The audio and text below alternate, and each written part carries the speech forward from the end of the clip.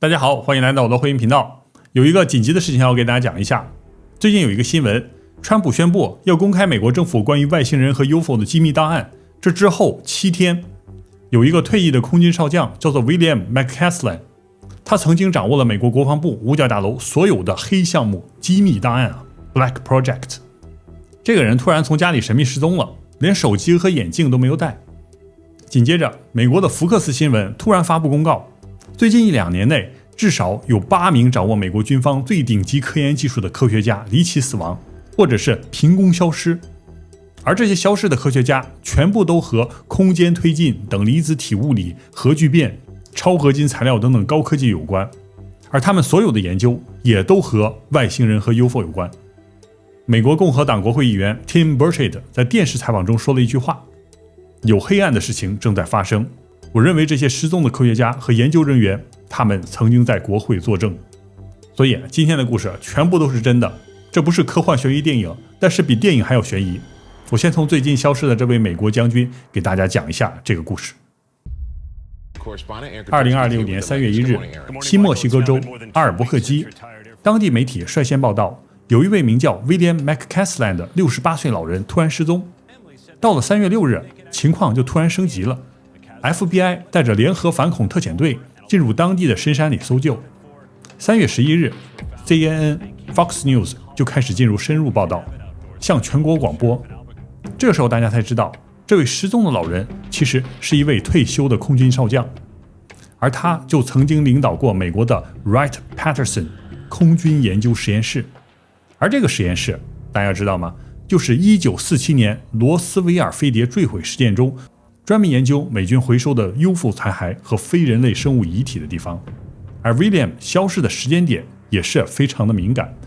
正好是川普宣布公开美国 UFO 档案后的第7天。他消失的时候也是非常诡异，在2月27日上午10点左右，突然有一位修理工来到威廉的家里和威廉进行交谈。交谈之后的几个小时，他的妻子就发现威廉消失了。My husband is missing. 警方在勘探现场时发现了非常诡异的线索，就是威廉将军他把他的智能手机、平时出门必须戴的眼镜以及有 GPS 定位功能的智能手表全部放在家里，而他离开的时候身上只带了一个钱包、一双徒步靴，还有一把38口径的左轮手枪，所有的东西可能都放在一个红色背包里面。大家想一下，一个68岁的老人如果要出门去荒山野岭里徒步，他为什么不带他每天必须的眼镜，而且也不带手机和智能手表？威廉失踪之后，新墨西哥警方就动用了红外成像直升机、无人机、搜救犬等等的各种方法，全面进行搜索。最后只在他家东面大约2公里的方向发现了一件被遗弃的灰色空军运动衫，衣服上没有任何血迹，也没有任何挣扎的痕迹。除此之外，就再也没有任何线索。一个退役的美国空军将军就这么人间蒸发了。这个案子现在在美国讨论非常热烈，里面的悬疑点太多了。而威廉他除了和罗斯威尔飞碟坠毁事件有关，他还担任过美国国防部特别通道项目监督委员会的执行秘书。也就是说，美国军方五角大楼里面每一个级别最高的、最见不得光的黑项目 Black Projects， 他都有权过目，并且了解其中的绝密资料。如果这个世界上真的有人知道什么外星人或 UFO 的详细机密，威廉就是那个唯一的人。2016年，著名的维基解密中就公布了希拉里竞选团队主席 John Podesta 的一些机密邮件。在其中的一份邮件里，美国著名摇滚队 Blink-182 的主唱，同时也是非常专业的 UFO 调查者，他就直接提到了 William McCaslin 的名字。邮件里是这么写的：当年罗斯威尔坠毁的东西被运到了 Wright-Patterson 的实验室，而威廉 McCaslin 直到几年前还在管那个实验室。我自称是个怀疑论者，但我坚持认为他不是，他是一个私下里非常了解内情的真正的圈内人。威廉去哪了不知道，但是威廉的失踪仅仅是一个开始。根据福克斯新闻的最新调查报告，从2024年到现在，除了失踪的威廉将军，还有另外7个人全都是神秘失踪和死亡，而他们的共同点就是都是美国顶级物理学、航空技术、高科技材料的研究人员，而他们都是一种非常诡异的、非常不合理的方式死亡或者是消失。这个都不是小说情节，都是真事。我按照时间顺序一个个给大家听一下。第一位叫做 Frank Mywalt， 他是 NASA 喷气推进实验室的资深科学家，主攻深空探测仪器。这个技术最直接的应用就是寻找地外生命。他研究的这个深空探测仪能够分析行星表面喷射出的微弱冰晶，还有各种气体，从中寻找到里面的有机分子或者是生物痕迹。简单的来说，就是 Frank 发明了一种可以探测行星上到底有没有外星人的技术。2024年7月4日，61岁的 Frank 突然去世，而 NASA 没有发布过任何官方悼词或者是声明。而且更加离谱的是，美国的当局也是确认，他们从来没对这个 Frank 进行过尸检，而他去世了2年，死因到现在都被列为机密，没有人知道。这个终生研究宇宙深处秘密的人，在生命的最后到底经历了什么，完全都是个谜。第二位叫做 Anthony Chavis， 他是洛斯阿拉莫斯美国实验室的前员工，主要负责美国核试式的基础设施和建设。失踪的时候是78岁。洛斯阿拉莫斯国家实验室是什么地方？就是当年奥本海默领导的曼哈顿计划造出人类第一颗原子弹的地方。2025年5月4日，安东尼在自家附近的丹佛钢铁社区出门散步，然后他就像空气一样消失了。而他消失的时候和威廉一样，钱包、钥匙甚至香烟都放在客厅的桌子上，他的车就在车道上，而他家的门窗也没有任何被闯入的痕迹，现场也没有任何血迹和搏斗的痕迹，警察用警犬搜索也没有任何结果。最后美国警方就直接说，这个 Anthony 他就像直接从这个维度里走出去了一样。这之后，这个新闻除了当地的博客有一些报道之外，美国的主流媒体就没有任何消息。第三个叫做 Monica Reza， 这个案子看到我鸡皮疙瘩都起来了。这个 Monica 是 NASA 喷气推进实验室材料处理组的主管，也是美国顶级军工企业 Aerojet Rocketdyne 材料科学学家。他发明了一种叫做 Mondonoid 镍基超级合金，专门用于制造下一代火箭发动机。大家可能听过，2024年美国军方曾经用地狱火箭导弹攻击了不明飞行物，这个导弹突然被直接弹开了，飞行物还能继续正常飞行。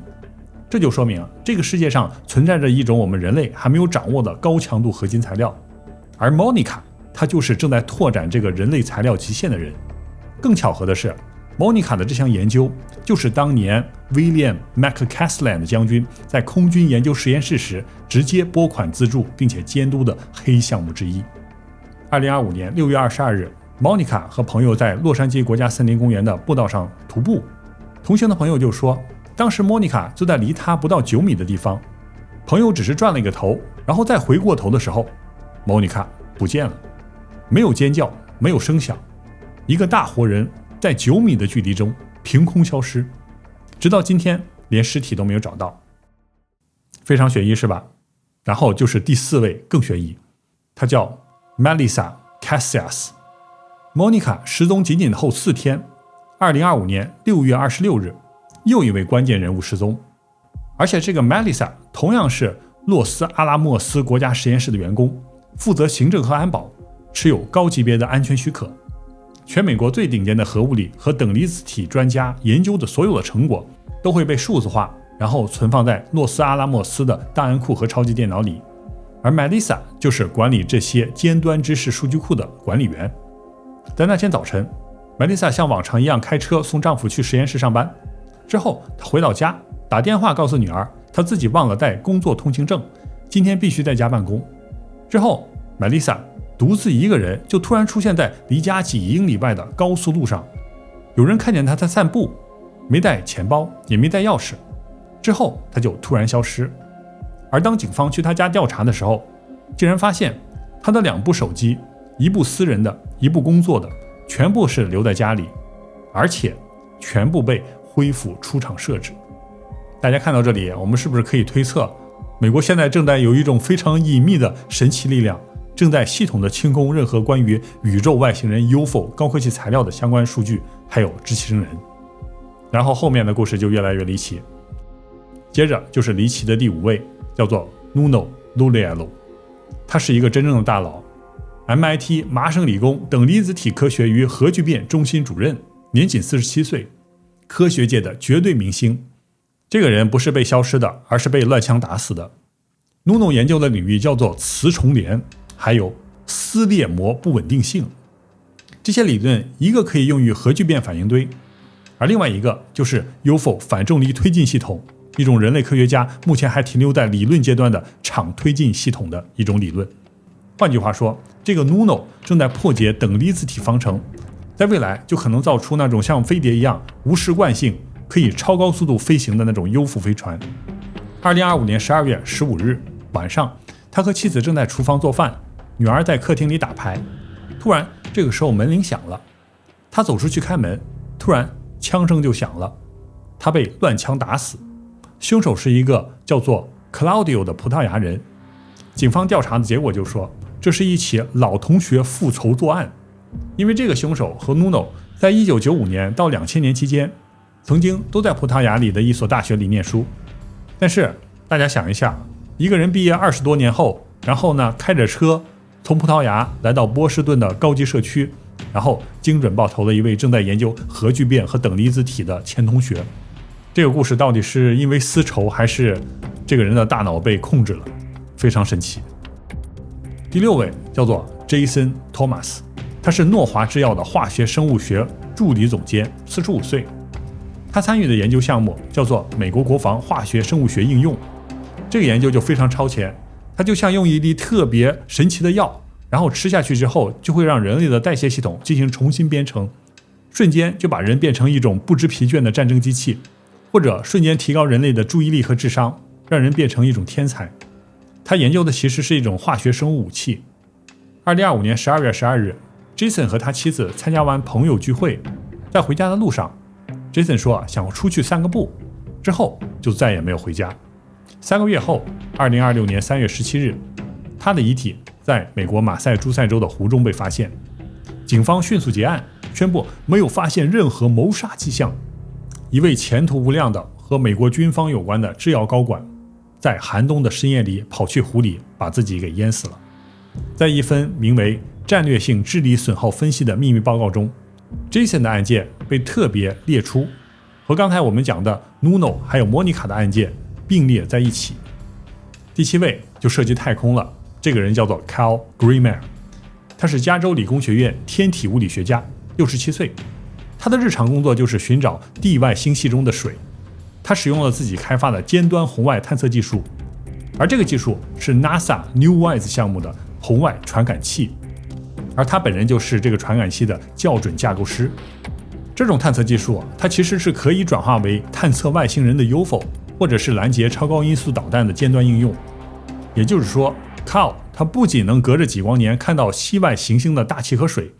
而且他还能利用同样的红外尖端技术，敏锐地捕捉到地球轨道上那些试图隐藏自己的黑暗物体，比如 UFO、各种飞船之类的。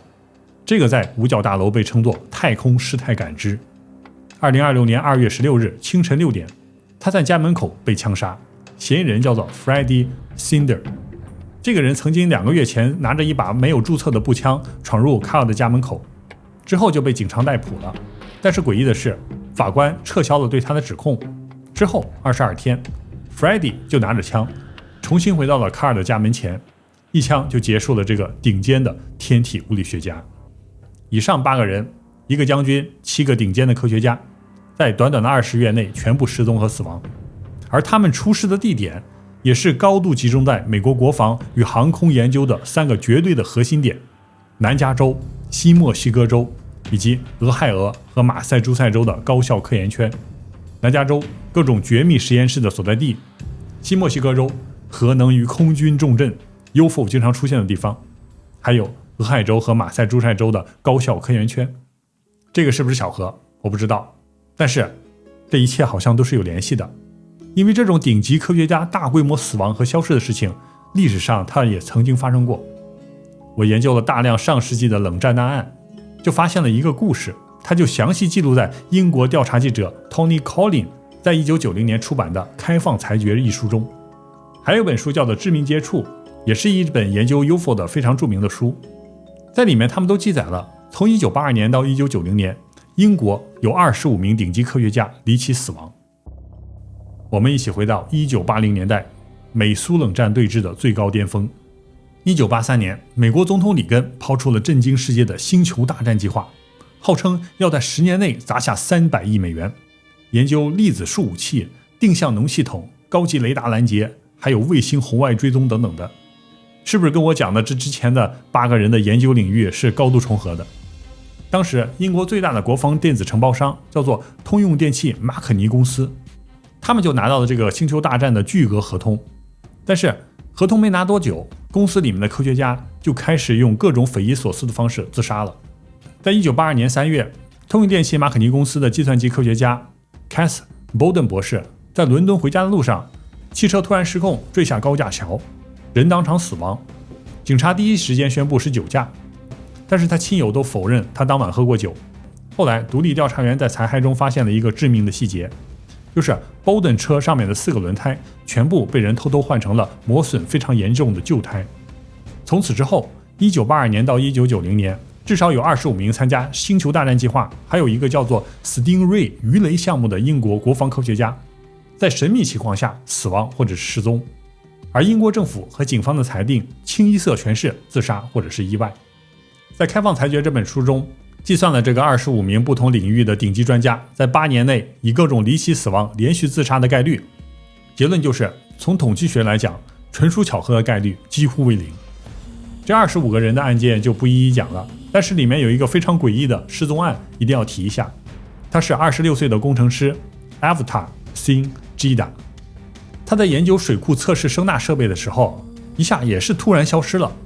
搜救队找了几个月都毫无头绪，直到有一天，他像一个流浪汉一样在法国巴黎被找到了。